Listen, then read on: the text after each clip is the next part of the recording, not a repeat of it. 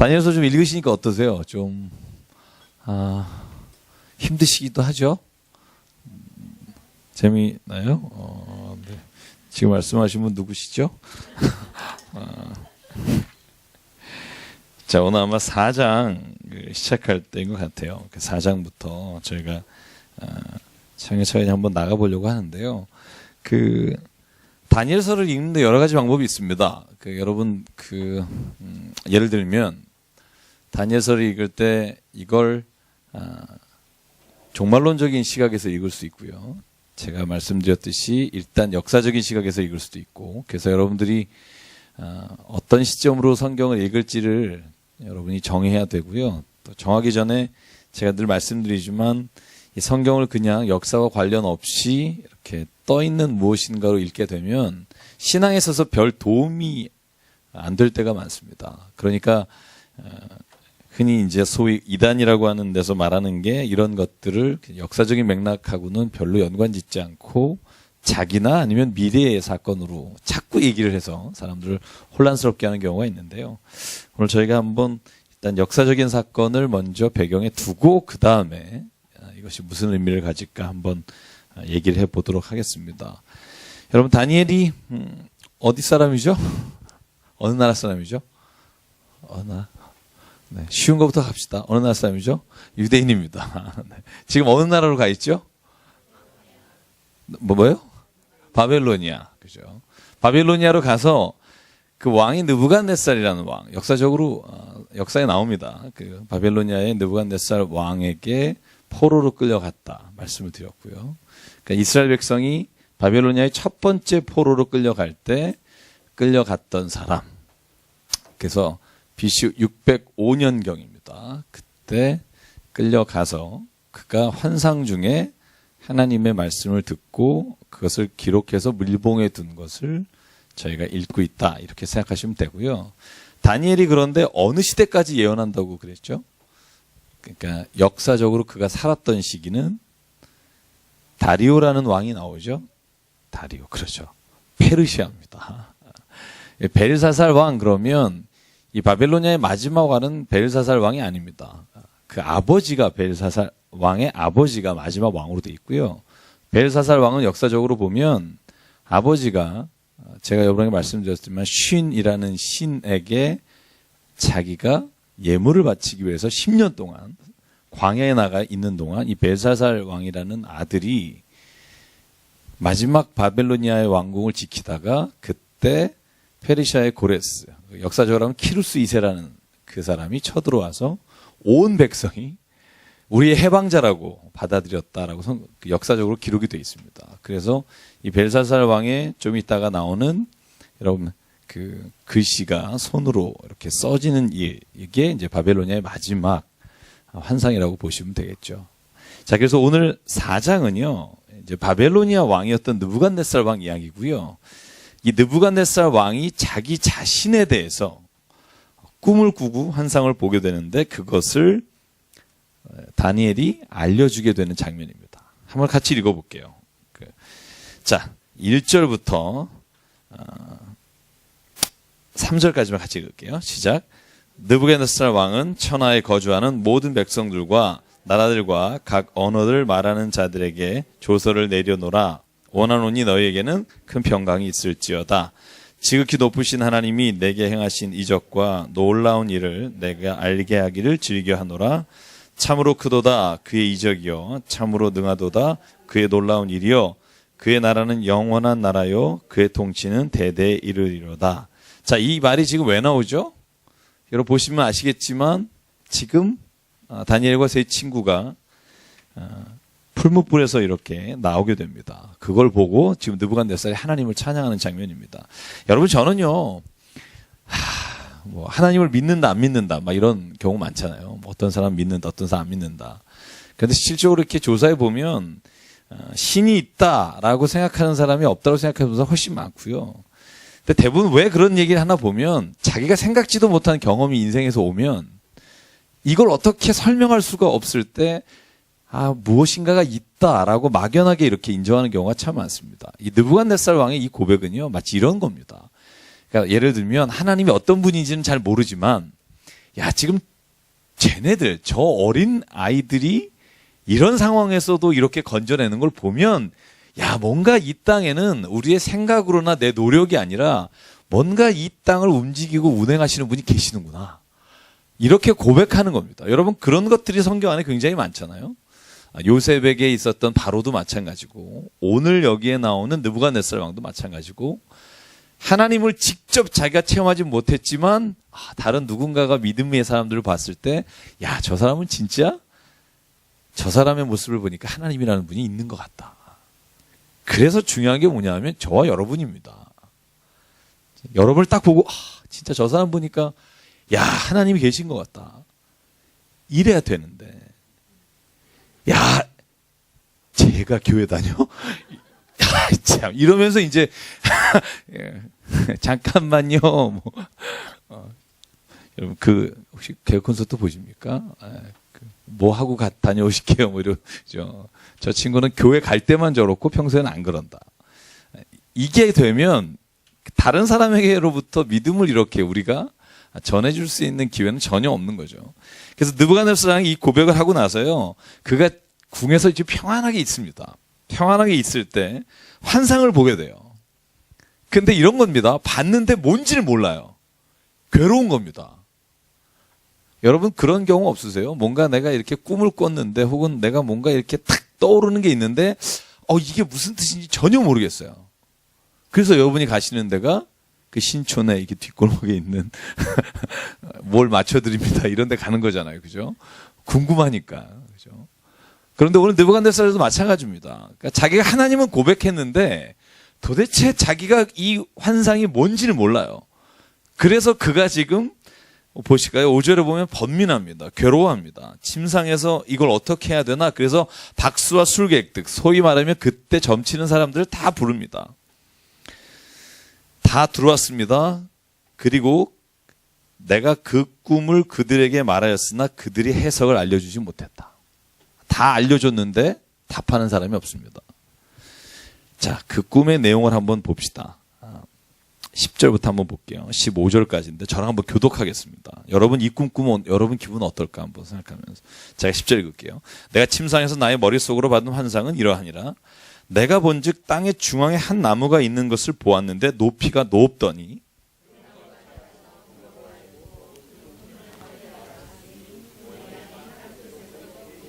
그 잎사귀는 아름답고 그 열매는 많아서 만민의 먹을 것이 될 만하고 들짐승이 그 그늘에 있으며 공중에 나는 새는 그 가지에 깃들이고 육체를 가진 모든 것이 거기에서 먹을 것을 얻더라.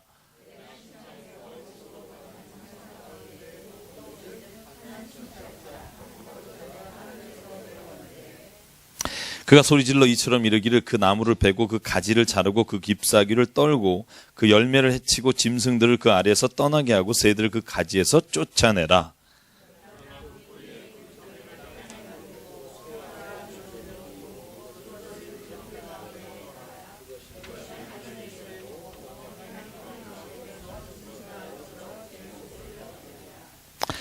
자, 이 꿈을 꾼 겁니다. 여러분은 궁금하지 않겠습니까?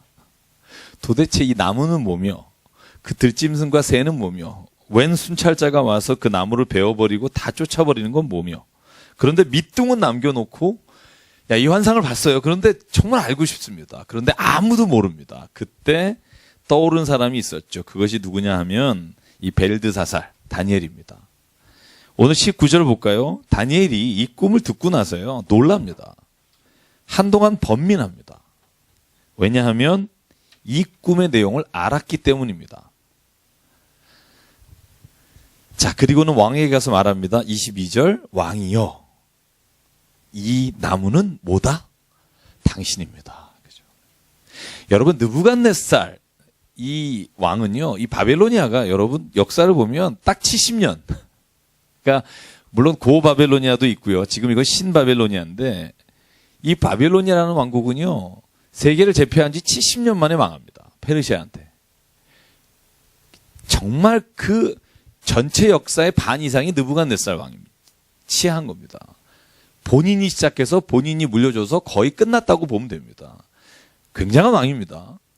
그런데 이 왕이요, 지금 다니엘이 보니까 정말 나무가 굉장한데 그 밑에 들짐승과 새가 거하는데, 그런데 그것이 오래가지 않고 그것이 곧 망하게 될 거라는 겁니다.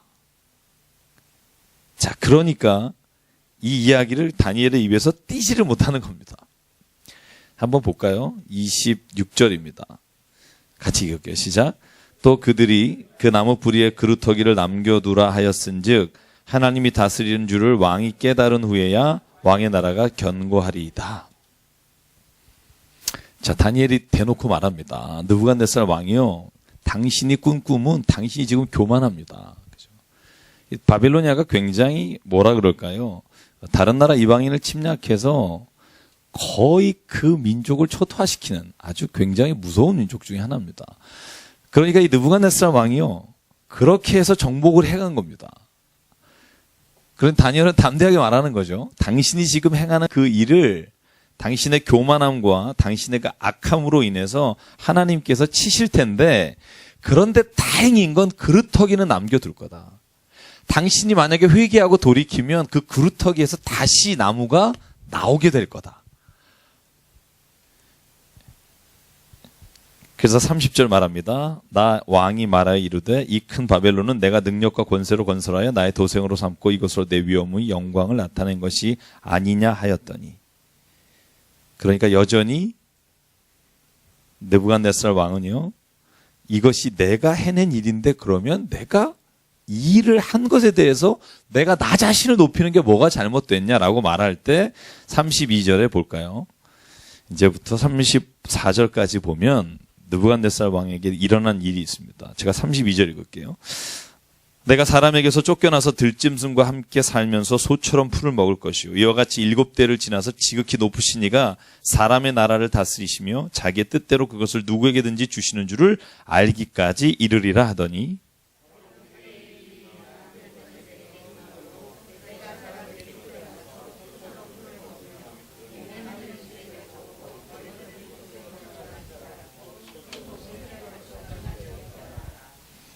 그 기한이 참에 같이 읽죠.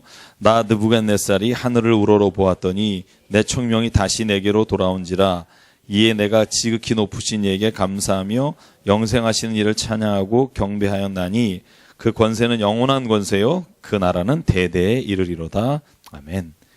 그러니까 12달이 지난 후에요, 그 환상을 본 다음에 자기가 거닐다가 바벨로니아 왕이 자기가 이렇게 위대한 왕이다 하다가 갑자기, 우리가 이렇게 표현합니다. 정신착락 증세와 함께 이 사람이 약간 요즘 말로 하면 맛이 좀 갔습니다. 그래서 성경에 보면 들짐승처럼 지내고 소처럼 풀을 뜯어먹고 지냅니다. 이 일을 겪게 됩니다. 그리고 나서 다시 제자리로 돌아옵니다. 자, 잘 보십시오. 그러고 나니까 느부갓네살이요, 다시 자기에게 이런 일이 일어난 것을 신앙적으로, 혹은 내게 이런 일이 있었던 것은 나로 하여금 다시 무엇인가를 반성하고 돌이키도록 하시는 거구나 하는 걸 깨닫습니다. 제가 여러분하고 성경 공부 진짜 오래 하고 있는데요. 오래 하고 있는데 사람이 이런 때가 있습니다.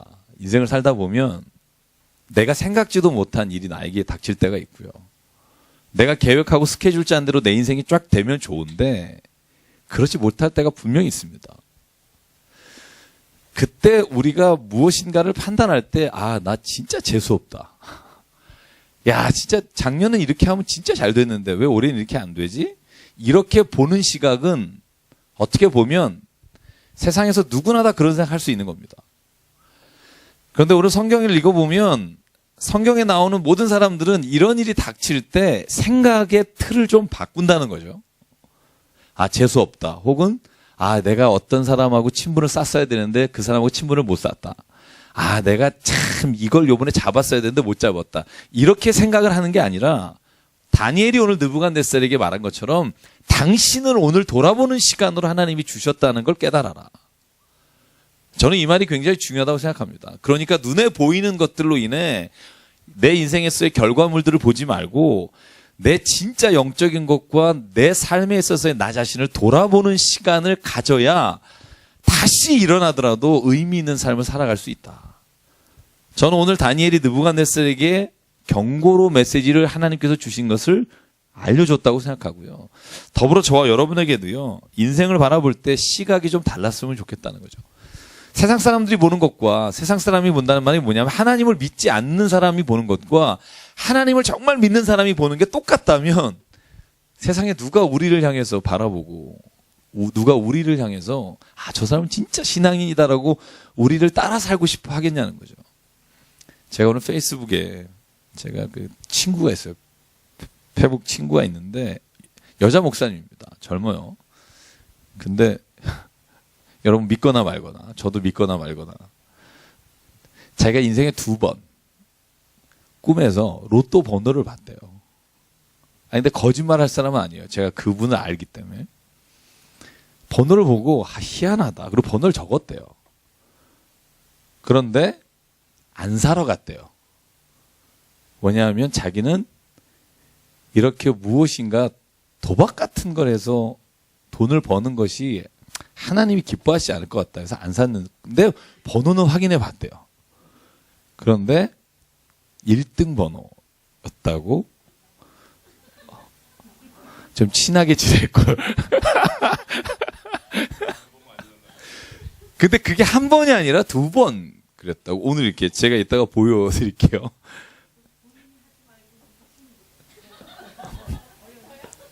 그 밑에요 정말 수많은 댓글들이 있는데요. 그 댓글이 다 목사님들이 다신 거예요. 그 중에 제가 재밌게 읽었던 댓글. 목사님 정말 안 사는 게 하나님 뜻일까요?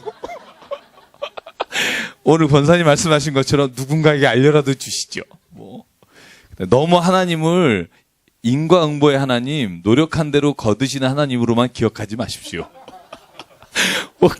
정말 무수히 많은 글들이 있는데 그분의 댓글이 이겁니다. 댓글이 뭐냐면 나도 그것이 얼마나 내 인생에서 필요한 줄 아는데 내가 하나님 앞에 받은 은혜는 내가 최선을 다해서 내가 무엇인가를 했을 때 주시는 것을 은혜로 삼고 살기로 하나님 앞에 다짐해서 그런지 그분의 그 말이 더 마음에 와닿던 것 같아요.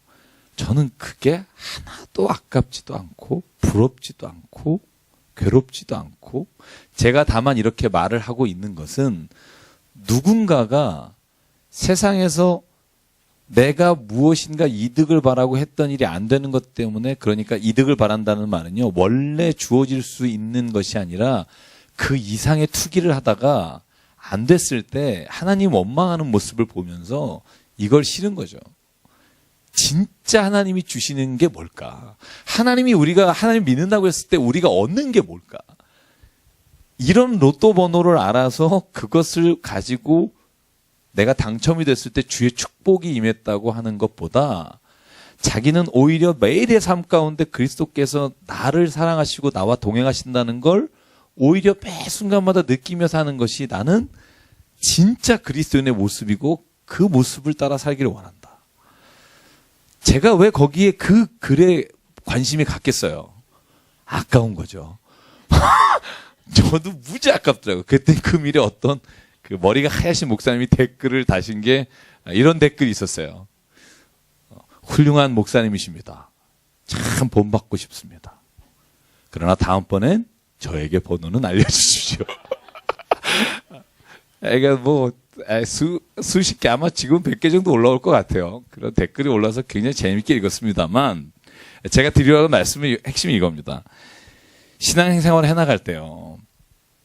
우리가 무엇이 진짜 잘 되고 있는가에 대해서 착각을 하지 말아야 되겠다는 거죠. 그러니까 세상 사람들이 볼 때 뭔가 이렇게 잘 나가고 잘 되는 것이 하나님이 나를 축복하고 있다고 착각하는 경우가 누구예요? 사울이에요. 사울 왕은요. 하나님께서 자기를 왕으로 세우시고 이스라엘 백성이 전투마다 이기니까 이게 축복인 줄 알고 그때부터 무슨 생각이 드냐면 내가 지금 이 일을 하고 있다. 그 순간부터 어떤 일이 생겨요? 무슨 일을 할 때마다 하나님을 앞세우지 않고 내가 가다가 결국 내가 앞선 것으로 인해 그가 꼭 이 스턱이 됩니다. 걸림이 됩니다. 근데 사울의 문제가 뭐예요? 뭔가 이렇게 걸리거나 뭔가 이렇게 내가 좌초되거나 내가 문제가 부딪히게 될 때 사울은 한 번도 이것이 나의 문제 때문에 그렇다고 하나님 옆에 서지를 못한다는 거예요. 늘 백성들이 나를 이렇게 해서 그렇습니다. 늘 사무엘이요, 이 일에는 하나님이 안 도와서 이렇습니다라고 무엇인가 다른 핑계를 대는데, 진짜 중요한 건 뭐냐면 내가 하나님 앞에 하나님의 말씀으로 쓰지 않았기 때문이라는 걸 보지를 못하는 거죠. 저는 그래서 오늘 느부갓네살의 이 환상 이야기는요, 어떻게 보면 한 개인의 인생에 있어서 일어난 일이기도 하지만 저는 저희들에게도 하나님이 주시는 말씀이라고 믿습니다. 여러분, 우리가 살아가다가요, 어떤 일을 부딪히든 그 일을 하나님의 말씀 안에서 바라볼 수 있는 눈이 열리게 되기를 간절히 바랍니다. 여러분, 예수님이 너에게 평안을 주노라. 내가 주는 평안은 세상이 주는 평안과 다르다. 이 말 들으면 굉장히 평안이 오잖아요. 그죠? 왜? 예수님이 주는 평안이 뭔지 모르니까 오는 거예요. 예수님이 주는 평안이 뭔지 알면요, 별로 그렇게 기쁜 거 아닙니다. 예수님이 주는 평안이 뭐죠? 십자가에서 죽는 평안이에요. 제가 심하게 얘기하면 예수님은 우리가 생각하는 것처럼 한 50년 먹을 거 싸놓고 그 다음에 내가 차고 싶은 거 다 하고 내가 진짜 누리고 싶은 거 모든 걸 누리는 걸 평안이라는 단어를 안 써요. 성경이 말하는 평안이란 그런 평안이 아닙니다. 성경이 쓰는 평안과 기쁨은요, 하나님께서 주시는 그것을 내가 진짜 기뻐할 수 있는 거, 이걸 기쁨이라고 평안이라 그래요. 그래서요, 예수님이 주시는 평안을 진짜 평안으로 받을 수 있는 사람은 예수님의 가치관과 같은 가치관을 가지고 있는 사람만이 그 예수님이 가지고 있는 기쁨을 내 기쁨으로 받을 수 있는 겁니다. 한 알의 밀이 땅에 썰어서 죽어야 된다고 말씀하실 때 내가 죽는데 기뻐요. 그게 예수님이 말씀하신 기쁨입니다. 모든 사람이 나를 축복해주고 나를 막 우러러봐주고 나에게 모든 사람들이 와서 아부를 해. 이게 기쁨이라는 건요, 예수님의 기쁨이 아닙니다. 내가 진짜 내 걸 쓰면서 내 걸 나누면서 정말로 내 삶에 있어서 정말 섬김으로 인해서 그 안에서 하나님이 원래 내게 주셨던 그 마음, 예수님이 하셨던 그 기쁨이 내 안에 막 이렇게 샘솟아 나오는 걸 예수님이 기쁨이라고 말합니다. 그래서 저는 늘 이런 생각해요. 예수님의 기쁨이 나의 기쁨이 되려면 예수님의 생각과 나의 생각이 같아져야 합니다. 그래서 말씀을 읽어야 합니다. 교회 다니면 축복받고 교회 다니면 잘 되고 교회 다니면 여전히 뭐가 된다는 거가 우리의 기쁨의 근거가 되면 안 된다는 겁니다. 그러면요, 우리가 더 불쌍한 사람이라는 거죠. 제가 말하는 건요, 그래서 여러분 다 가지고 있는 걸 버리라 이런 게 아닙니다. 우선순위는 정하라는 겁니다. 늘 예수님의 말씀은 우선순위잖아요. 마태복음 5장, 6장, 7장. 제가 늘 좋아하는 말씀이죠. 예수께서 하시는 말씀은요, 산상수훈에 나오는 모든 6가지는요, 무엇을 하고 either or가 아니고요, 우선순위의 문제입니다. 우선순위. 다 그런 내용이잖아요. 너희가 무엇을 먹을까 마실까 입을까 염려하지 말라. 염려하지 말라 그랬지 그걸 버리라거나 이런 건 아닙니다. 그러나 너희는 먼저 그의 나라와 그의 의를 구하라. 이것이 먼저가 되는 삶이 돼야 우리가 그 나머지는 다 덤이잖아요. 솔직히 말해서 저와 여러분이 무엇인가 노력해서 얻은 게 얼마나 돼요, 인생에서. 여러분이 머리가 좋으면 얼마나 좋고, 여러분이 수완이 좋으면 얼마나 좋고, 다 하나님께서 거저 주신 거라고 저는 믿습니다. 거저 주신 것 중에 어떤 사람은 참 많이 받은 경우가 있고, 어떤 사람은 못 받은 경우가 있고, 어떤 사람은 그것마저도 없는 사람이 있고요. 그래서 은혜와 감사가 없는 인생은요, 한순간도 내가 가진 것을 위해 만족할 수 없습니다. 제가 주일 설교에서 말씀드렸잖아요. 박진영 씨. 그죠? 놀 만큼 놀아봤어. 그죠? 놀 만큼 놀아보니까 기쁨이 가득해야 되는데 안에 공허함이 찬다는 거죠. 세상이 다 그렇다는 거예요. 세상으로부터 오는 것은요, 더 많이 가지나 적게 가지나 그 사람이 가지고 있는 이 공허함은요, 똑같다는 겁니다. 여러분, 거기에 동의하십니까? 저는 굉장히 동의하는 편입니다. 많이 가진 사람도 공허하고요, 적게 가진 사람도 공허합니다. 성경이 말합니다. 공허하지 않을 수 있는 유일한 길은 그 안에 하나님이 원래 나를 창조하실 때 주신 그 기쁨을 다시 발견하면 그때서야 내게 그 공허함이 물러난다는 겁니다. 저는 그래서 오늘요, 느부갓네살 왕이요, 다시 그가 이 모든 것으로부터 회복됩니다. 그래서 회복되는 일이 여기 인설트처럼 들어가 있고요. 제가 다니엘서를 읽으면서 여러분에게 늘 드리고 싶은 말씀은 뭐냐면요. 여기 연대기적으로 쓰인 게 아닙니다. 보시면 벨사살 왕이 나왔다가 다리오 왕이 나왔다가 또 연대도 앞으로 왔다 뒤로 왔다 그럽니다. 본 환상 중심으로 단락단락 이어져 있습니다. 그래서 성경을 읽을 때 벨사살 왕이 나오고 앞에 또 다리오가 나오고 다시 벨사살 왕이 나오고 이런 식으로 전개가 되니까 여러분이 이 말씀을 좀 주의 깊게 읽어야 되고요. 5장을 읽을게요. 5장을 보시면 자, 벨사살 왕이요 잔치를 베풉니다. 자, 귀족 몇 명이 모여 있죠? 1000명입니다. 지금 뭐 하고 있냐면요. 술 마시고 있는데요. 곤드레 만드레라는 노래가 있죠. 완전히 취한 겁니다. 자, 제가 왜 이 1000명이라고 말을 하냐면 제가 읽은 몇 가지 책 중에 이런 것이 있어요. 뭐냐면 이 벨사살 왕이 아버지를 대신해서 그 바벨로니아, 여러분 제가 말씀드렸죠. 바벨로니아는 궁정의 문만 100개예요. 문만 100개.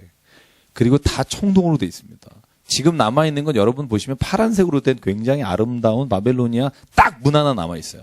여러분 아마 바벨로니아 치시면 나오는 문이 그건데 그 청동을 다 긁어가고 뺏어가고 다 부시고 그랬어요. 벨사살 왕이 지금 이 장면을요. 어떤 역사가 혹은 주석가는 이렇게 표현합니다. 벨사살 왕이 바벨로니아가 침공하고 있을 때도 이와 같은 그 안에서 향형과 그리고 술 마시는 것과 매일매일 잔치를 열었다는 겁니다. 그래서 심지어는 백성을 돌아보지 않고 아버지는 신에게 경배하겠다고 광야로 나가고 아들은 매일 저녁 1000여 명 모아놓고 여자 모아놓고 술 먹고 잔치하는 일만 하니까 그러니까 고레스가 바벨로니아 왕국을 침공했을 때 문을 열어주면서 우리의 해방자여 우리의 해방자여라고 외쳤다고 역사 기록에 남아있어요. 그러니까 이 아들이 지금 이거 하고 있는 중입니다. 이거 술 먹고 막 하고 있는데 뭘 본 거죠. 그죠? 한번 볼까요? 자, 4절, 5절, 6절, 7절 볼게요. 제가 4절 읽을게요. 그들이 술을 마시고는 그 금, 은, 구리, 쇠, 나무, 돌로 만든 신들을 찬양하니라.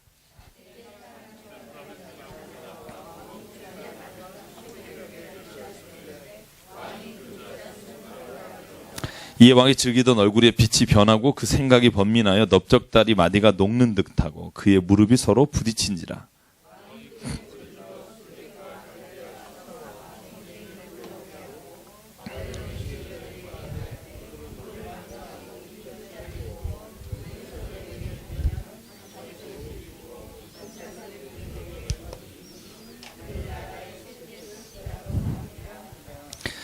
자, 이 7절에 보면 약간 제가 아까 말씀드린 것에 대한 힌트가 있습니다. 셋째 통치자로 삼는다 그렇죠. 그죠? 아버지가 첫째 통치자입니다. 벨사살은 왕이 된 적이 기록이 없어요. 아들로만 남아있고요. 그래서 셋째 통치자가 될 것이다. 그러니까 사람들이 또 누굴 추천해요? 다니엘입니다. 옛날에 저 사람이 당신의 조상의 아버지 문제를 풀었다. 그래서 12절에 보면 다니엘을 소개받습니다. 16절 읽으면 내가 내게 대하여 들은즉 이게 지금 벨사살이 하는 말입니다. 너는 해석을 잘하고 의문을 푼다 하는데 이제 내가 이 글을 읽고 그 글을 해석해 주면 내게 자주색 옷을 입히고 금사슬을 내 목에 걸어주어 너를 나라의 셋째 통치자로 삼겠다. 그러니까 다니엘이 그 글에 대해서 해석합니다. 자, 그 해석은 이런 겁니다. 거기에 있는 글자 25절을 먼저 보죠. 그 글이 뭐라고 써 있었다고 돼 있죠? 그죠? 메네메네 데겔 우바르신. 네. 여러분 이건 좀 아셔야 됩니다. 다니엘서는요. 히브리서하고 아람어로 써 있는데요. 2장 22절인가부터 7장 24절인가까지는 아람어입니다. 현재 여기는 아람어입니다. 히브리어가 아닙니다. 왜 그랬을까? 학자마다 좀 의견이 다릅니다만 아마 이 아람어로 쓰인 단락들은 주로 외국 왕의 기록이 돼 있던 부분은 아람어로 써 있고요. 환상을 본 내용들은 주로 히브리어로 써 있습니다. 그래서 지금 이 메네메네 데겔 우바르스이란 말도 역시 그렇게 돼 있고요. 뜻이 뭐냐면 메네가 뭐죠? 설명을 아주 친절하게 해놨죠. 메네. 메네가 그렇게 긴 뜻은 아니고요. 메네가 하나님이 왕의 나라를 이런 건 아니고요. 세 달한테 카운트 한단 말입니다. 카운트. 그렇죠? 메네. 세 보고 또 세 봤다. 그런데 데겔. 달았다. 저울에 달아봤다 이겁니다. 그랬더니 우바르신 했다. 우바르신이 복수입니다.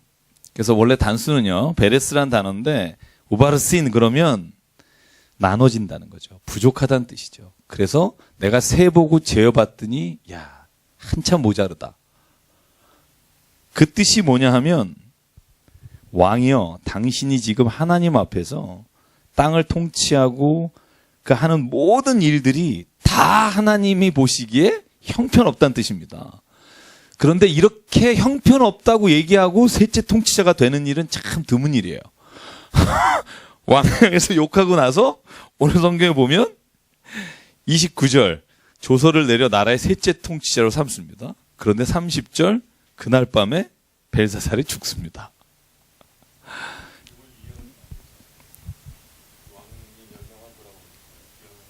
네.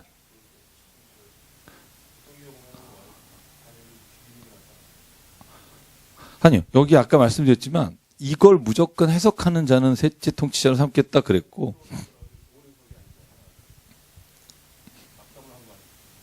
얘가 아직 어려서 그래요. 벨사살이 인생을 많이 안 살았었어요. 그래서 저도 뭐 가서 물어봐야 되겠고요. 그건 왜 그랬는지, 그날 컨디션이 어땠는지 뭐 이런 건 아직 보고가 없어서. 그런데 어쨌든 왜 그런 거 있죠. 조서라는 건 결국은 왕의 관이 찍히거나 왕이 약속한 부분이라, 그 이스라엘에 다시 돌아오는 것도 다리오가, 여러분 기억하시죠? 원래 고레스가 성전을 짓도록 보내준다고 했는데 중간에 16년 동안 못 짓고 있습니다. 그죠? 그럴 때 사람들이 뭘 찾았냐면 원래 고레스가 했던 조서가 있을 거다. 그래서 다리오 왕이 그걸 찾기 위해서 마지막에 완공하는 장면이 나오고요. 그래서 아마 그런 것들이 있지 않을까 생각을 하고요. 또 다니엘의 신분 자체가 굉장히 낮은 신분이 아닙니다. 지금 이미 벨사살이면은 벌써 한 4, 50년, 60년을 이미 지도자급으로 있었기 때문에 아마 그 다니엘이 한 말이, 그러니까 이 말은 뭐냐면 당신이 죽을 거다 이런 얘기는 안 해요.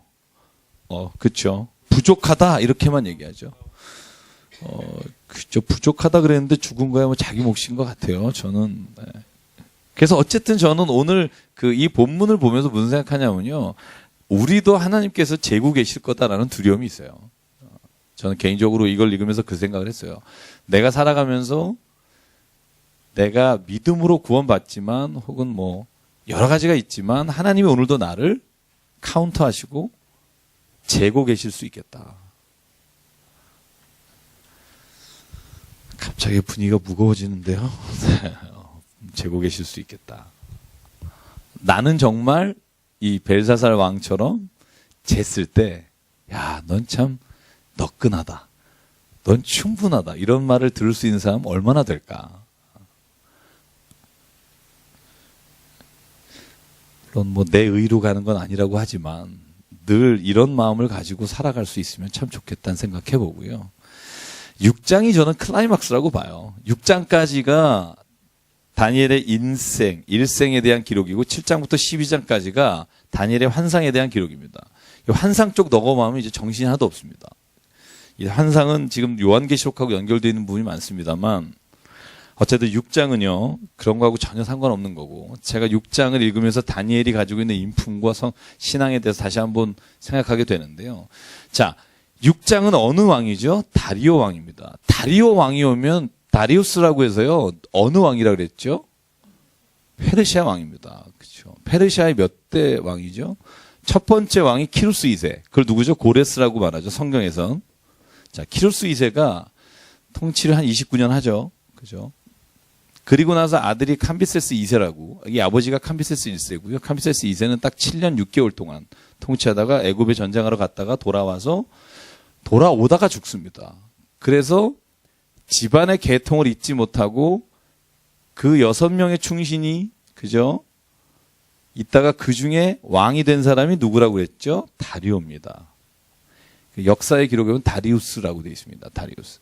이 다리오라고 하는 사람이, 여러분 이렇게 하면 기억하시겠다. 이분이 통치하는 게 526년 BC부터 486년까지예요.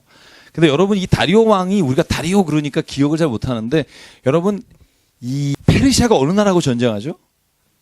그리스하고 전쟁하죠. 아테네라고 하는, 그죠? 아테네가 그때까지는 그리스의 핵심적인 멤버였고, 펠로폰네소스 전쟁이 끝난 다음에 스파르타에게 넘어가죠. 그 다음에 더베로 넘어가고, 그게 알렉산더가 무찌르고, 그 다음에 이제 로마가 점령하잖아요. 그 여기 장면이 뭐냐면, BC 526부터 486년, 이때 다리오 왕이 BC 490년에 큰 전쟁을 해요, 아테네하고. 여러분이 잘 아시는. 지금도 우리가 42.195를 뛰는. 무슨 전쟁이죠? 마라톤 전쟁이라고. 마라톤 왜 승리했습니다 이거 하다가 그래서 42.195 그죠? 그 마라톤 전쟁을 했던 사람이 페르시아 쪽에선 다리오입니다. 다리우스 황제. 그래서 이 다리오 황제가 이 마라톤 전투는요 딱 15분 시작하고 끝난 전쟁이에요. 손실이 대단하죠. 사람이 죽은 숫자로 하면 한 6분의 1밖에 손실을 안 받고요. 아테네가 아주 굉장히 승리했고. 이 아들이 누구냐면, 제가 이 얘기를 왜 하냐면요. 다니엘의 환상은, 제가 여러 번 말씀드립니다. 다니엘의 환상은요, 영적으로 푸는 게 아닙니다. 다니엘이 분명히 기록하고 있는 게 뭐냐면, 이건 페르시아와 헬라에 대한 기록이다라고 자기가 말해요. 제가 여러분에게 보여드릴 겁니다. 그러니까, 1차적인 해석은 자기가 말해요. 이건 바사와 헬라에 대한 이야기고, 헬라 중에서도 나중에 여러분이 잘 들어봤을 수 있습니다. 안티오쿠스 안티파네스라고 해서 그 셀루커스 왕족, 소위 북쪽을 다스리던 사람이 예루살렘 성전에 제우스 신상을 갖다 놓으면서 마카비아 혁명이 일어났던 그 원인이 됐던 그때까지를 기록하고 있는 게 12장까지의 기록이에요. 그래서 우리가 그걸 막 이건 뭐 어떤 거 구약에 다른 얘기를 막 들어붙여서 하시는 분은 신학을 안 하시고 성경을 안 읽은 분이시고 자기 혼자 상상의 나래를 피신 분들이고요. 그래서 다리오 그러면 여러분 이 마라톤 전쟁이 유명하고요. 그 다음에 이 뒤를 이어서 된 왕이 누구냐 하면 이건 뒤도 나오니까 그냥 아예 하고 갈게요. 누구죠? 다리우스 황제 다음에 크세르크세스 그죠? 크세르크세스가 성경에는 아하수에로 그죠? 여러분이 여자분들이 좋아하는 영화 300 그죠? 근육 남자들이 300명이 나오는 영화. 그 300 영화의 주인공이 크세르크세스잖아요. 이 아하수에로가요. 가장 유명한 전쟁에서 아테네하고 전쟁에서 패배한 전쟁이 있어요. 여러분 유명한 해전인데 우리 왜 그 고등학교 때 시험 볼 때 살라미스 해전이라고 들어보셨죠? 살라미스 해전. 아테네하고 페르시아하고 전쟁을 해서 아테네가 아주 작전상 살라미스라고 하는 아주 좁아지는 그 바다에 페르시아의 그 함대 무려 1200척이 이렇게 쳐들어오게 하고요. 그 중에 무려 400척 이상이 파손이 돼요. 아테네는 겨우 20척 손실을 당하고요. 8시간 만에 끝난 전쟁으로 유명합니다. 이 두 전쟁 때문에 완전히 페르시아는 몰락합니다. 그 다음에 무슨 몇 왕이 있지만 거의 뭐 힘을 못 쓰다가 알렉산더한테 완전히 점령당하죠. BC 332년. 그러니까 불과 뭐 100년 뒤에 완전히 망하게 되는데 이 아하수에로가 크세르크세스입니다.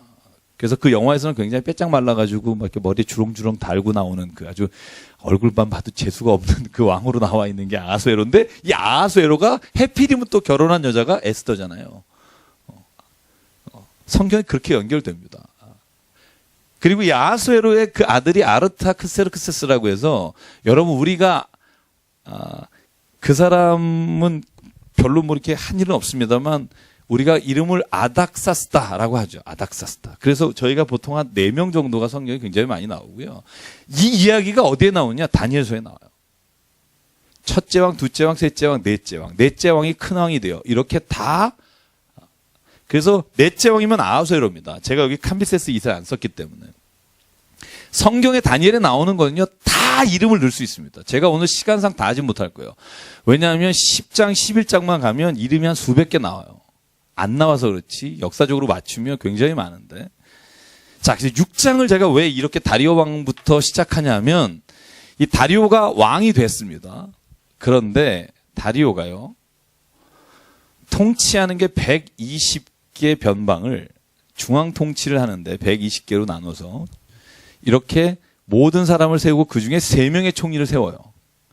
그중에 다니엘을 가장 높은 총리로 세우려고 하니까 사람들이 2명이 이거 주워온 돌이 박힌 돌 뺀다고 원래 이 페르시아 출신 사람들을 제껴놓고 어디 포로로 끌려온 사람이 가장 총리 중에 1등이 되는 게 마음에 들지 않잖아요. 그래서 6장을 보면 그것이 너무나 눈이 막 눈꼴 사나워서 어떻게 하면 다니엘을 죽일 수 있을까 하면서 제략을 끼워낸 게 뭐냐 하면 뭐죠?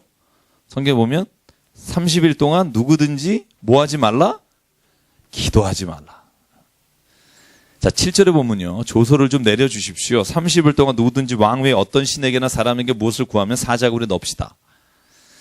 그러지 왕이 말합니다. 왕이여 금령을 세워주십시오. 그러니까 왕이 도장을 찍어 금령을 내립니다. 9절. 다니엘이, 자, 9절, 10절만 같이 읽을게요. 시작. 다니엘이 이 조서에 왕의 도장이 찍힌 것을 알고도 자기 집에 돌아가서는 윗방에 올라가 예루살렘으로 향한 창문을 열고 전에 하던 대로 하루 3번씩 무릎을 꿇고 기도하며 그의 하나님께 감사하였더라. 자, 여기에 제가 제일 관심 있게 본 단어가 그거예요. 다니엘이 알고도.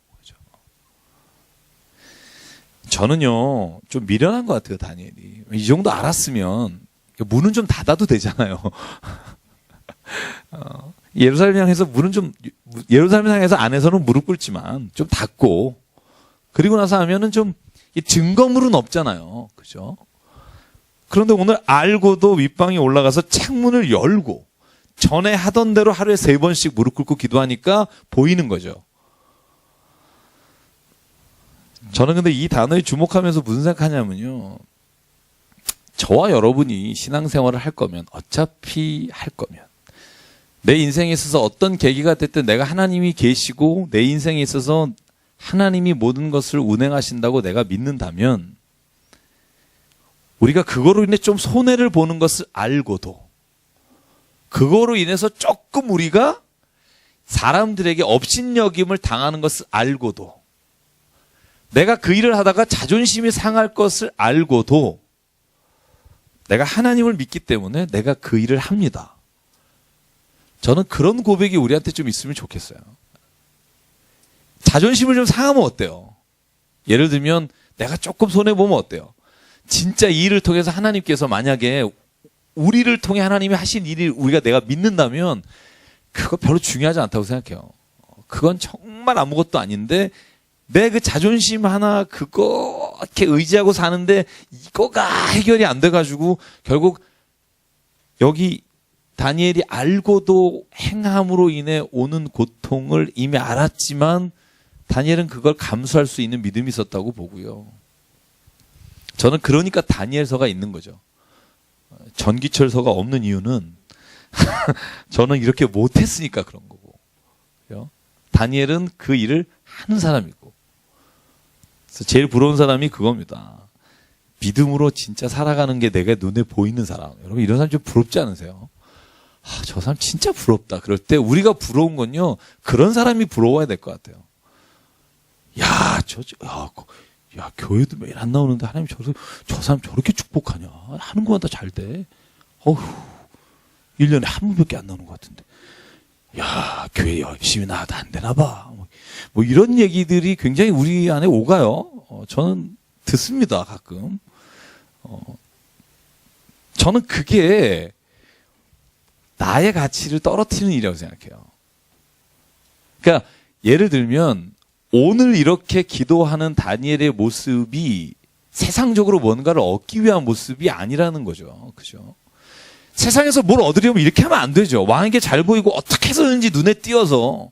그러면 이렇게 핑계 댈 수 있어요. 사람들한테. 야, 내가 지금은 조금 이렇게 비굴하게 굴지만 나중에 내 하나님께 큰일 할 거다. 여러분 우리가 스스로 그렇게 자위하는 경우가 얼마나 많아요. 야, 내가 지금 조금 이거는 내가 그렇지만 내가 나중에 내가 잘 되면 내가 그래도 하나님이 이렇게 해주신 거에 대해서 갚고 살아야지. 저는 갚으신 분을 본 적이 없어요. 제가 간증 하나 했었잖아요. 저희 아버님. 그죠?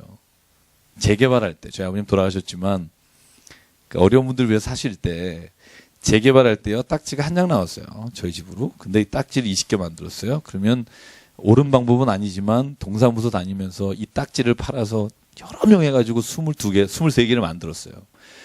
여러분, 그거 해달라고 지장 찍고요. 제 눈에 선합니다. 제가 고등학교 3학년 때. 저희 집에 오셔서 어떤 분은요, 피를 이렇게 뜯어서 피로 인장을 해서 찍으신 걸 저희가 갖고 있었어요. 제가 그걸 찢어버린 지가 몇 년 됐지만 27분이, 23분이 오셔서 찍었어요. 진짜. 제가 만약에 딱지가 나오면 목사님에게 500 드리겠습니다. 300, 왜냐하면 저희 집 티켓은 이제 없어졌으니까. 23명. 딱지가 나왔습니다. 딱 한 분이 200만 원 가지고 오셨어요. 저희가 그거 가지고 지하 3방으로 13평에 5식구가 들어갔어요. 그 권사님이 얼마 전에 돌아가셨고 저는 그 권사님을 잊지를 못하고요. 제가 이렇게 드리는 말씀은요. 나중에 잘 되면 하겠다. 여러분 스스로를 속이지 마십시오. 그분이 얼마나 애절했겠어요. 집도 없이 쫓겨나야 되는 상황이니까 얼마나 피를 뽑고 싶겠어요. 그죠? 우리도 그러잖아요. 내가 지금 당하는 거 세상에서 이것만 넘기면 내 진짜 하나님 위해서 진짜 내가 그러지 마세요. 지금 하세요 그냥. 지금 그냥 조금 하세요. 조금 그냥 나중에 막 엄청나게 막 이 땅을 움직이는 일 하지 마시고 그냥 내 주변에 있는 사람, 내가 진짜 하나님이 마음 주시는 긍휼한 사람, 그 사람에게 뭔가 하는 게 진짜 하는 거고요. 저는 그것을 못하면서 나중에 엄청난 하나님이 하겠다는 사람 저는 별로 두렵게 볼 때 멋있지 않아요. 그래서 저는 오늘 다니엘의 이 모습이 그냥 내가 이 자리에서 총리 중에 1등으로 못 올라가도 내가 그냥 오늘 하나님 앞에서 이렇게 사는 것 자체가 내게 하나님이 주신 삶의 가장 큰 기쁨이다. 여러분, 만약에 이 고백이 있으면 무슨 상관이 있어요? 그러지 않으세요? 죄송해요. 네? 이렇게 말하고 나니까 너는 이럴까봐 겁나서 지금 내가 더 얘기를 못하겠고 그래요. 그렇죠. 제가 뭐 어느 목사 아침에 설교한 거 듣고 얘기하고 싶으면 넘길게요. 자, 그러니까 보십시오. 사람들이 와서 다니엘이 지금 기도하는 거를 왕에게 밀고 합니다. 그러니까 이 다니엘이 사자굴에 들어갑니다. 그런데요, 14절을 보면 왕이 그 말을 듣고 근심합니다. 다니엘을 구하고 싶어서 아주 막 미칠 것 같습니다. 왜? 다니엘은요, 이 왕에게는 놓치고 싶지 않은 사람이니까. 그가 하나님을 믿어도. 자, 한번 보십시오. 3절에 보면 총리들과 고관들 위에 뛰어남으로 다니엘을 그 위에 전국을 다스리는 자로 세우려고 하잖아요. 이게 왕의 마음이에요. 근데 그 밑에 있는 사람들은 다니엘을 어떻게든지 감옥에 넣거나 죽이고 싶어요. 그런데 4절에 보면요. 제가 이 부분만 같이 한번 읽었으면 좋겠어요. 4절만 시작. 이에 총리들과 고관들이 국사에 대하여 다니엘을 고발할 근거를 찾고자 하였으나 아무 근거 아무 허물을 찾지 못하였으니 이는 그가 충성되어 아무 그릇됨도 없고 아무 허물도 없음이었더라. 제가 이 본문을 주석을 몇 개를 보면서 이 본문에서 제가 가장 주석을 놓고 설교 예화로 제목을 정한 것 중에 마음에 와닿는 게 있었어요. 그게 뭐냐 하면 다니엘은 믿음과 선함이 있었다는 거죠. 그게 무슨 말이냐면 다니엘은요, 이 모든 사람들이 그가 한 일을 놓고 흠을 잡아서 어떻게 해서든지 이런 거죠. 우리가 경제부처로 하자면 감사 나와가지고 조사한 겁니다. 싹 뒤진 거예요. 밑바닥부터 끝까지. 그죠? 요번에 검찰총장 막 이렇게 문제 시끄럽잖아요. 그죠? 다 뒤졌는데 아무것도 안 나온 거예요. 아무것도 안 나오니까 잡을 거라고는 뭐밖에 없어요? 신앙밖에 없는 거죠. 그래서 다니엘은 믿음만 훌륭한 사람이 아니라 쭉 이 과정을 보면 그가 하는 일에서 진짜 정직한 사람이었다는 거죠. 4절에 그렇게 돼 있잖아요. 아무 허물도 찾지 못하고 그가 충성되어 아무 그릇됨도 없고 아무 허물도 없느니라. 그러니까 우리가 믿음만 좋으면 된다 이렇게 얘기하는 사람이 참 많은데 여러분 그것처럼 거짓말이 없어요. 그죠? 믿음만 좋으면 안 돼요. 믿음만 좋은 게 아니라 믿음으로 말미암아 우리가 삶에서 허물이 없고 정직할 수 있도록 해야 된다는 거죠. 그러니까 하나님께서 다니엘을 사자굴에서도 건지시죠. 사자굴에 설마 직접 들어갔을까? 뭐 별의별 얘기가 많습니다만 저는요 들어갔으니까 이런 일이 있겠죠. 여기에 써 있겠죠. 그렇게 믿어요. 저 영화 보면 그런 생각 들지 않아요? 주인공은 죽지도 않아. 총알이 날라오면 다 옆에 사람만 죽고 주인공은 막 스치고 이러고 왜 그러지? 그러니까 주인공이죠. 제 딸이 그런 거 한번 물어봤어요. 왜 주인공은 안 죽냐고. 그래서 제가 그런 말 했어요. 안 죽은 사람들만 영화의 주인공으로 소재가 되는 거야. 죽은 사람들은 소재로 안 돼. 총 쏘니까 다 죽었더라. 끝이야. 그냥 산 사람 얘기가 희한하니까 그걸 영화로 만드는 거야. 저희 아버님이 그랬잖아요. 군복 4번 갈아입고 뭐 이런 이야기 중에 살아남았으니까 소재가 되는 거고, 저와 여러분에게 왜 이런 일이 안 일어날까? 안 일어나죠. 믿음이 없으니까. 다 믿음이 없으니까 잡혀 먹혔는데 살아남은 사람이 하나 있다는 거죠. 사자굴에 살아남은 사람이요, 성경에 나오는 4,000명 중에 한 명이에요. 그러니까 믿어도 된다고 생각해요, 저는. 그러니까 여기에 아무 거리낌 없이 적었겠죠. 저와 여러분이 여기에 들어가지 못한 걸 한탄하셔야지, 이 이야기가 어떻게든지 이건 있을 수 없는 일이라고 밝혀내는데 여러분의 삶을 허비하지 마시고요. 오죽하면 오늘 19절에 보세요. 왕이요, 금식합니다. 오락도 그치고 잠자기도 그치고 새벽에 일어나 사자굴로 뛰어가요. 왜? 그 다니엘을 놓치고 싶지 않으니까. 여러분, 만약에 주변에 정말 믿음이 없어서 나를 믿음으로 인정해주는 않는 사람이 있다고 막 애타하지 마세요. 걔가 믿음이 없어 나를 못 알아봐. 아니에요. 당신이 선한 일을 안 하니까 못 알아보는 거예요. 왕은요, 믿음이 없지만 다니엘을 잃고 싶지 않아요. 왜? 그가 한 정직함과 의로움과 그가 행한 모든 선으로 인해 그 왕이 사자굴 앞에 와서 금식하고 빌어요. 제발 다니엘아, 살아만 나라. 저는 그래서요, 믿음이 좋은 사람이 세상에서 핍박당한다. 여러분, 이런 일은요, 내가 믿음을 지킬 때 다니엘이 당하는 이런 어려움에 봉착할 수는 있지만, 저는 우리가 세상에서 믿음으로 사는 사람이 선함과 같이 믿음이 가면 모든 사람들에게 존경받을 수 있다고 저는 믿습니다. 그래서 저희 교회 모토가 되잖아요. 세상에 존경받는 교회가 되자. 부재, 상식이 통하는 교회가 되자. 믿음만 강조하다가 상식도 잃어버려서 세상 사람도 안 하는 일을 하지 말고. 다니엘이 그런 사람이죠. 기적은 체험하지만 상식과 진리 안에서 사는 사람이에요. 저는 그런 사람 하나님이 기뻐하신다고 생각해요. 그러니까 사자도 건드리지 않았다, 성경이 기록하고요. 저는 제가 콜로라도에 갔을 때, 제가 공부하다가 콜로라도에 형이 한번 가자고 갔어요. 그때 가서 본 뮤지컬이 다니엘이었어요. 거기는요, 1년 365일 다니엘만 해요. 근데 그 뮤지컬은요, 정말 우리가 보는 이렇게 세종문화회관보다 더 크진 않지만 굉장히 설치가 잘 돼 있는데요. 진짜 사자가 한 10마리가 뛰어다니고요. 채찍질하고요. 물론 이제 우리는 있습니다만. 어휴. 근데 제가 그걸 보고 가진 꿈이 그거예요. 우리나라도 저런 뮤지컬 한번 했으면 좋겠다. 제가 지금도 꿈입니다. 우리나라에도 저런 어떤 정말 믿음의 어떤 기록들이 있는 곳을 한번 정말 멋있게 가서 볼 수 있고, 온 가족이 그거 보는 게 꿈이에요. 미국에서도 한번 거기를 가서 다니엘 뮤지컬을 보면 좋겠다.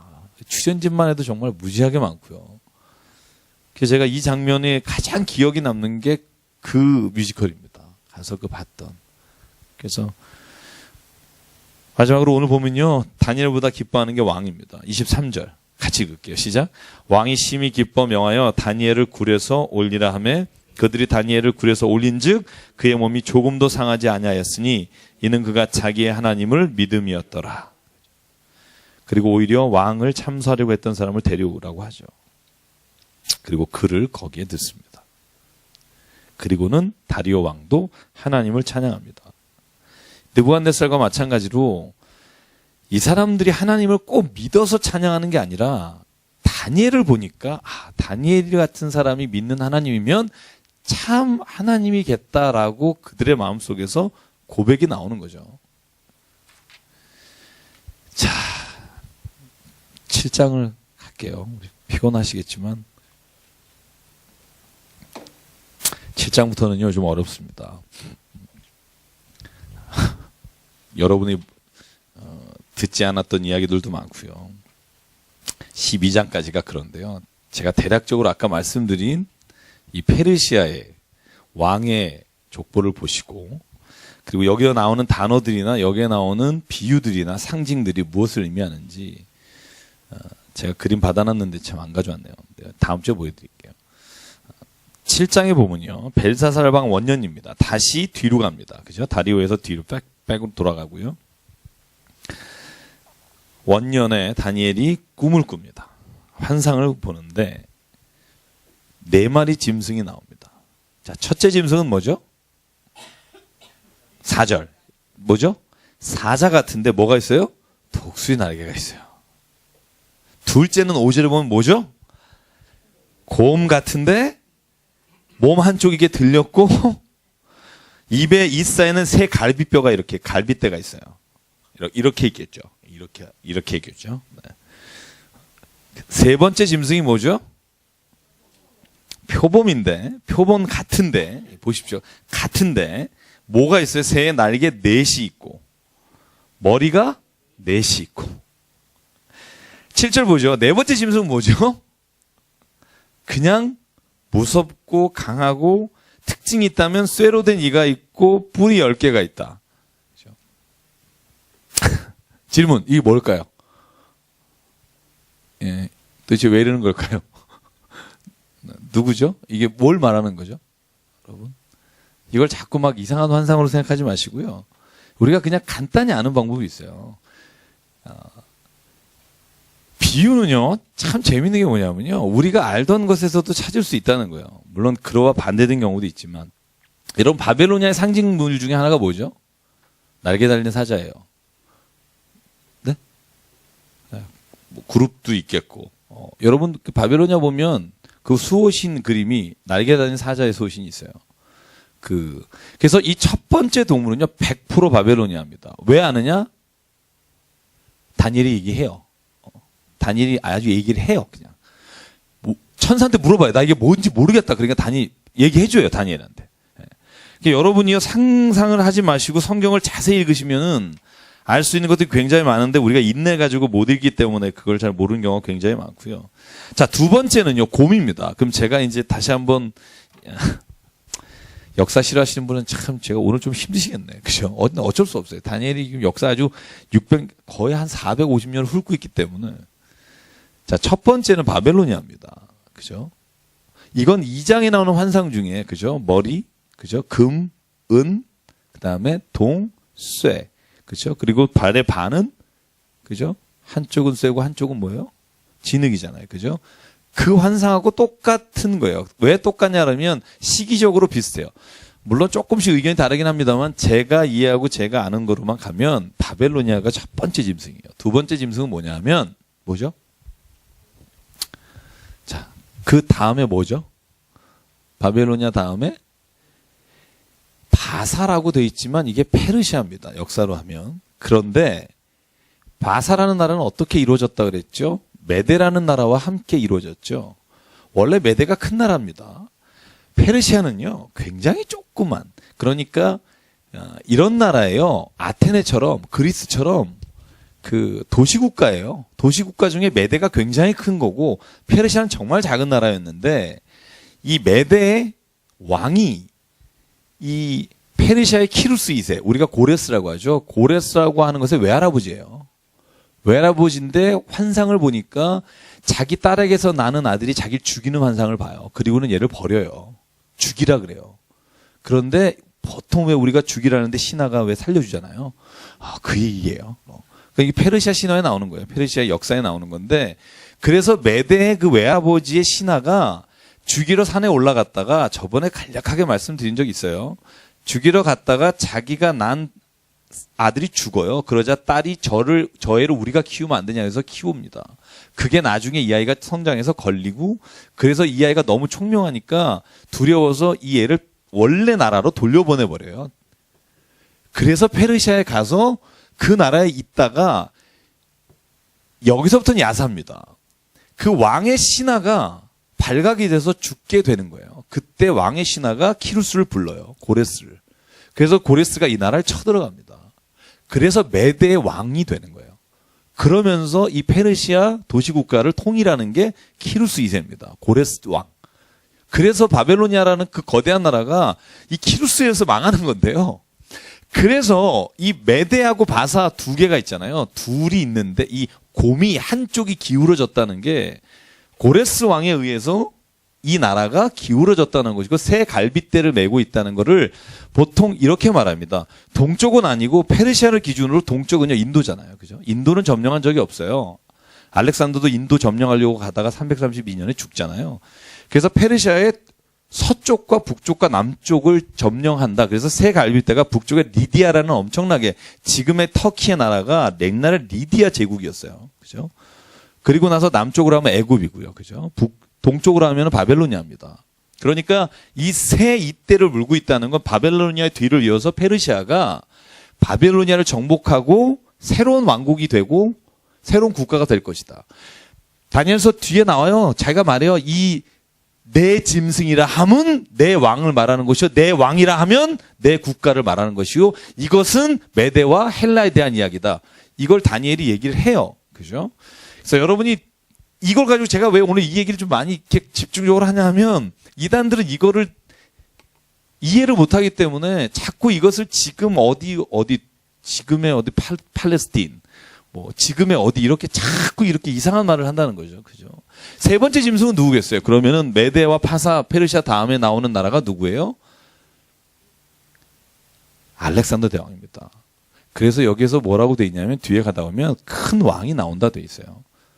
헬라가 알렉산더에게 점령을 당하고 원래 알렉산더는요 또 변방 국가였잖아요. 아테네나 여러분 그 큰 국가가 아니라 마케도니아라는 그 약간 북쪽에 있는 굉장히 그 조그만데 왕이 아버지가 죽으면서 아버지의 정복 전쟁을 이어서 한 게 알렉산더잖아요.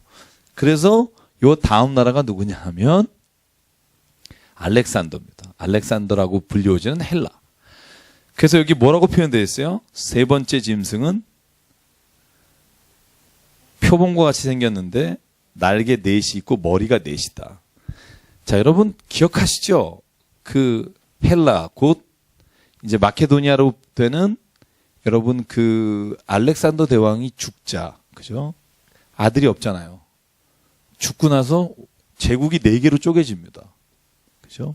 그래서 원래 본토 마케도니아를 다스리는 사람, 그 다음에 소아시아 터키 지역을 다스리는 사람, 그 다음에 우리가 잘 아는 이쪽 시리아 쪽을 다스리는 왕조가 셀루커스 왕족이라고 하고요.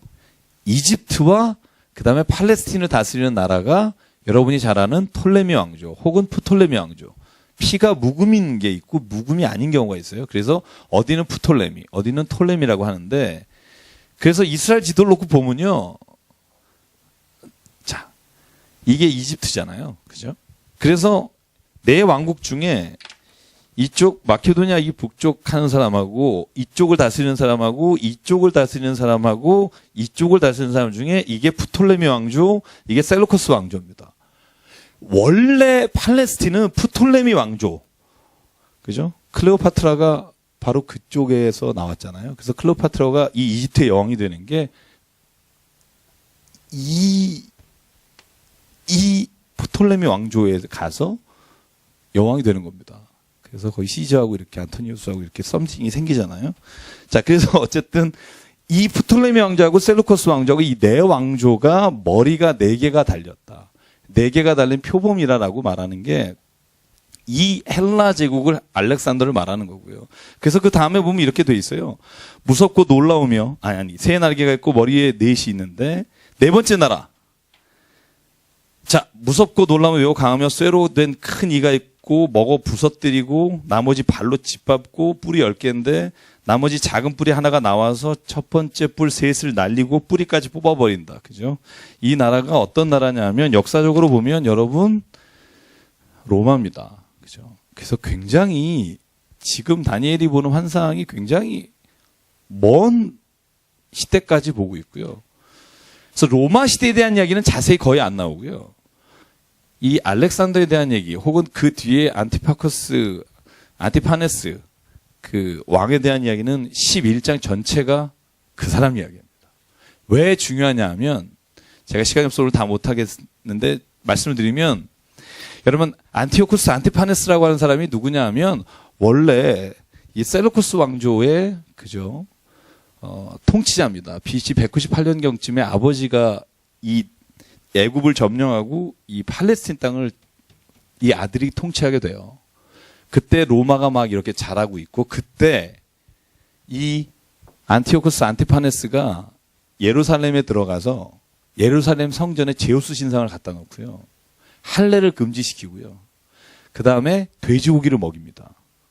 축제 때마다. 안 먹는 사람은 죽여요. 아주 비참하게. 그리고 자기의 얼굴을 화폐에다 넣어요.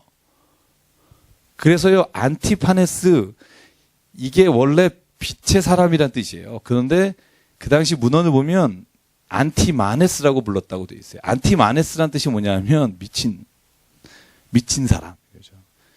여러분, 그래서 이 안티파네스에 대한 이야기가 11장 전체에 나와요. 어떻게 안티파네스가 왕이 돼서 어떻게 남방과 북방이 싸우고, 여러분 그거 나오죠. 남왕과 북왕이 싸우는데 북왕이 내려와 침략할 때, 그런데 그 공주를 삼아 공주로 말미암아 무슨 말인지 하나도 모르시는 경우가 많잖아요. 이게 프톨레미 왕조와 셀루코스 왕조가요, 같은 집안이잖아요. 집안은 아니지만 이 헬라의 알렉산더의 밑에서 왕조를 나눠 가진 사람들이잖아요. 그래서 이름도 섞여 있어요. 톨레미 왕조, 셀루코스, 안티오쿠스라고 해서 서로 전쟁을 하고 서로 결혼을 하고, 원래 안티오쿠스 2세하고 톨레미 왕조의 딸하고 결혼을 해요. 그런데 그 전처가 이 여자를 죽입니다. 거기에 나와 있는 11장의 배경이 그 이야기를 하는 거예요. 공주를 보내서 결혼을 했으나 그 일도 잘못되어 죽게 되고, 이런 이야기들이요, 다 지금 역사적인 이야기를 하고 있는데, 그 역사적인 배경을 잘 모르니까 이걸 우리가 이제 암호로만 이렇게 계속 읽고 있는 경우가 참 많다는 거죠. 제가 한 오늘 10분만 더 합니다. 자, 그래서 열불은요, 아마 열불이 로마 황제나 왕이 10명이 넘고요. 그래서 이 열불은 완전수로 굉장히 많다라고 쓴 것이라고 생각을 하고요. 자, 그 다음에 내가 그 뿔을 유심히 보니 작은 뿔이 나와서 이것을 종말론적으로 보자. 그러면 적그리스도라고 봅니다. 왜냐하면 역사는 반복되고요. 그 반복되는 역사 가운데 하나님께서 구원의 역사도 동일하게 가시기 때문에. 그래서 9절에 보면 갑자기 거기에 옷은 희고 보좌에 불꽃이 있는 이가 나타납니다. 그래서 심판의 책을 펴놓습니다. 그때 작은 뿔이 말하는 큰 목소리로 말미암아 주목하노 보는 사이에 짐승이 죽임을 당합니다. 12절 보면 남은 짐승들이 권세를 뺏깁니다. 로마에 의해서 모든 것이 다 점령되는 상황을 그리고 있다고 보는 게 가장 정확한 해석인 것 같고요. 13절 내가 환상을 보니까 인자 같은 이가 하늘 구름을 타고 와서 옛적부터 항상 계신 이에게 나아가 그 앞에 인도하매 그에게 권세와 영광과 나라를 주고 모든 백성과 나라들과 다른 언어. 14절 같이 읽을게요. 시작. 그에게 나라를 주고 모든 백성과 나라들과 다른 언어를 말하는 모든 자들이 그를 섬기게 하였으니 그의 권세는 소멸되지 아니하는 영원한 권세요 그의 나라는 멸망하지 아니할 것이니라. 자, 이 본문을 가지고요 보면 다니엘이 인자야라고 다니엘을 부르기도 하고요. 여기서 인자가 나타났다고 하는데 항상 옛적부터 계신 이가 누구냐면 하나님이시죠. 하나님께서 이 인자를 구름에 타고 오셔서 권세와 영광과 나라를 주시고 모든 백성이 그를 높이게 만들었다. 이 말을 종말론적으로 봤을 때, 그리고 지금 우리가 이해할 때 로마라고 하는 나라 혹은 그 이후에 나오는 모든 나라들이 나타나겠지만 결국은 하나님께서 예수 그리스도를 보내셔서 그 모든 나라들 위에 권세를 주시고 영광을 주실 것이다 라는 고백이 이 본문 안에 있다고 봐요. 왜냐하면 사복음서에 예수를 향해서 인자라고 말하는 게 81번 쓰입니다. 81번. 인자라는 단어가. 그런데 오늘 똑같이 인자가 나타난다라고 봤을 때 이 인자는 그리스도이신 게 확실하다고 봐요. 거의 모든 주석은 이 인자를 그리스도로 봅니다. 그래서 결국 이 모든 열국들이 나타나지만, 자, 여기를 보실까요? 결론입니다. 뒤에 나오는 건 부연이고요. 아까 말씀드린 대로 바벨로니아도 그렇고 페르시아도 그렇고 헬라도 그렇고 로마도 그렇고 모든 열국은 나타날 거예요. 그죠? 과거에도 그렇고 3000년 전에, 이때보다도 더 3000년 전에, 그죠? 고 바벨로니아를 시작해서 메소포타미아 문명. 메소포타미아 뜻이 뭐라 그랬죠? 메소포타미아, 그죠? 메소포타미아. 포타미아, 메소. 사이에 있다. 두 강 사이에 있다라는 뜻이에요. 두 강 사이. 그래서 그게 유프라테스와 티그리스 사이에 있단 말입니다. 그래서 그 원어적으로 보면 메소포타미아라고 하는 지역이 실제로는 페르시아나 바빌로니아나 모든 나라가 거기서 시작되잖아요. 어떤 나라든 이 땅을 다스리는 왕은 있을 것이고 그 왕 중에는 좋은 왕이 아니라 나쁜 왕도 있을 것이고 이 세상의 모든 역사는 그렇게 갈 것이다. 그러나 다니엘에게 말씀하시는 마지막인 거예요. 그러나 이 모든 왕국이 끝이 아니라 하나님의 심판하시는 때가 있을 것이다. 그것이 오늘 다니엘에게 주는 메시지고요. 이 메시지가 다니엘의 시기를 뛰어넘어 지금 우리가 볼 때 어떤 믿음이 있어야 하냐면 지금도 이 세상을 다스리는 것이 소위 말해서 거대 제국이거나 거대 어떤 나라가 어떤 일을 행하는 것 같으나 하나님은 반드시 그 일을 행하는 모든 일 가운데 하나님께서 심판하실 때가 있다. 제가 어제 새벽 예배를 드리면서 그런 얘기를 드렸어요. 우리는 믿어야 합니다. 세상에 악한 사람이 잘 되는 것 같고 정말 술술 쓰는 사람이 참 아주 미꾸라지처럼 빠져나가서 성공하는 걸 보는데 아주 막 뒤집어지는데 그러나 저희가 기드온의 아들 그 아들이 아버지의 뜻을 따르지 않고 왕이 스스로 돼서 통치하나 결국 하나님께서는요 악한 것을 심판하실 거라는 걸 저는 믿습니다. 저는 그런 믿음이 없으면 우리가 선을 행하다 낙심합니다. 좋은 일 하다가요, 내가 진짜 이러다가 진짜 이런 생각이 드는데요. 오늘 저는 다니엘서를 읽으면서 다시 한번 생각한 게 그거예요. 하나님은 이 땅에서 선악간에 심판하시고 하나님의 의를 이루실 줄 믿습니다. 그런 일이 있어야 미워하지 않고 견딜 수 있고요. 그런 믿음이 있어야 우리의 삶에서 무엇이든지 하나님께서 나에게 주신 소망대로 내가 끊임없이 나갈 수 있는 힘을 얻습니다. 저는 다니엘서를 통해서 하나님이 주시는 말씀이 그거라고 믿습니다. 이 모든 뿔들이 성도를 괴롭히고 힘들게 할 것이나 그러나 오늘 주제가 그겁니다. 7장의 마지막일 겁니다. 그러나 보실래요? 24절 25절 같이 읽을게요. 24절 25절 시작. 그 10뿔은 그 나라에서 일어날 10왕이요 그 후에 또 하나가 일어나리니 그는 먼저 있던 자들과 다르고 또 새 왕을 복종시킬 것이며 그가 장차 지극히 높으신 이를 말로 대적하며 저 지극히 높으신 이의 성도를 괴롭게 할 것이며 또한 때와 법을 고치고자 할 것이며 성도들은 그의 손에 붙임 바 되어 한 때와 두 때와 반 때를 지내니라.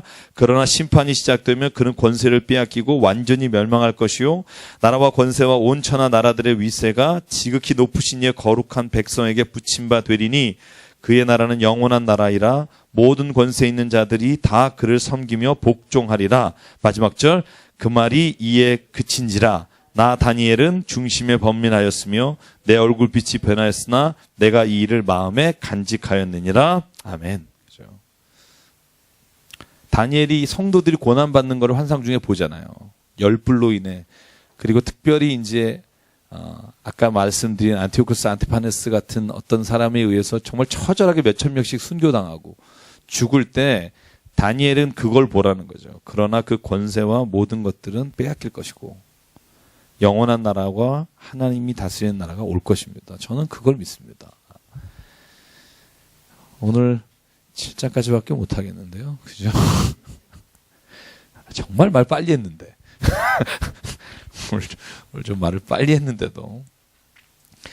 그래서 혹시 관심 있으신 분은요, 한번 그냥 인터넷에 치든지 책 한 권 보시면, 저도 이제 서점 가서 여러 개도 샀습니다만, 살라미 세전은 정말 재밌더라고요. 살라미 세전이라는 것도 있고. 그래서 여러분, 혹시 그 페르시아하고 아테네 전쟁에 관한 것들이나 아니면 그 알렉산더 대왕 이후에 나라가 분열되는 그것에 대한 이야기를 조금만 읽어오시거나 아니면 나나미 씨가 쓴 로마 이야기를 1권부터 한 5권까지만 12권인가 13권인가 그죠?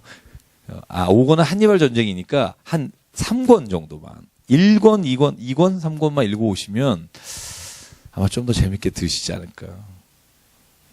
저를 원망하지 마십시오. 다니엘이 어려웠습니다. 다니엘이요. 저도 만만치가 않고 시간을 굉장히 많이 투자해서 말씀을 읽고 있는데 아마 12장까지 조금 힘드시지만 들으시면 그 다음서부터는 역사적인 환상이 없기 때문에 여러분 이렇게 좀 편안하게 가실 겁니다. 제가 말씀드렸듯이 에스겔 다니엘이 제일 어렵습니다. 구약에선. 제일 어려운 걸 지금 통과하고 계세요. 그죠? 축하합니다. 잠깐 기도할게요. 네, 오늘 조금 일찍 끝낼게요.